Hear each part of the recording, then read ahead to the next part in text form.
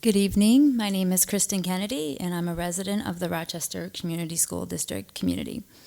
Thank you for giving me this privilege to speak tonight, as I will now offer my thoughts about the state of our public school system, its leaders, and the actions necessary to rescue this community from the disaster we find ourselves in. Look at this crowd here tonight. It's unfortunate that a turnout like this occurs when there's a difficulty within the community, but this group signifies something. Something is terribly wrong. Standing up here, I feel an overwhelming sense of sadness. I'm sad because the school district that we all once took pride in is slowly deteriorating into a 6 o'clock news story filled with bullying and cover-ups. I'm sad because the actions of those sitting in front of us, a family lost its livelihood during an already horrible time.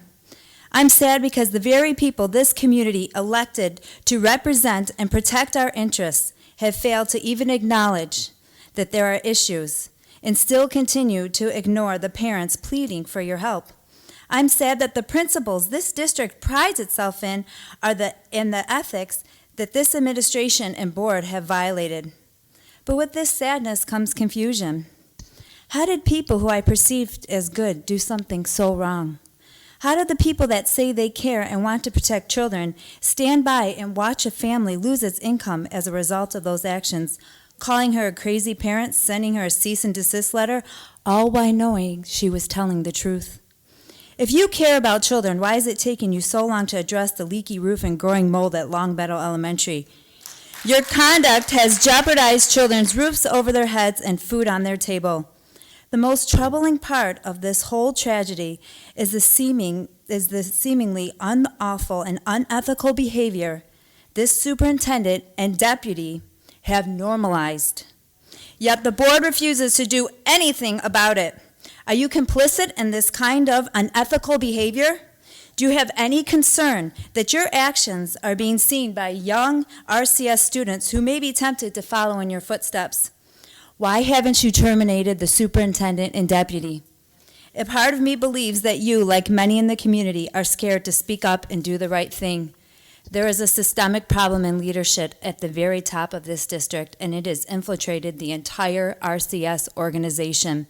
For years, there have been whispers about the leadership style and poor character of the RCS superintendent. But those whispers have become louder, and now they have turned into calls for help. Without question, this superintendent is a bully, a secretive and cynical wielder of backroom leverage that is masked in deep dysfunction. I know for many this is hard to believe, but it is possible to be a villain and hero at the same time, because absolute power can corrupt even the best natures.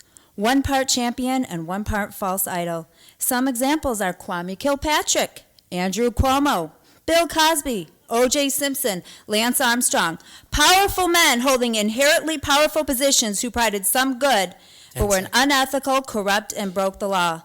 They functioned without question while marginalizing or removing their critics along the way. This ship is sinking, and you were all at the helm. The time is right to do what is right.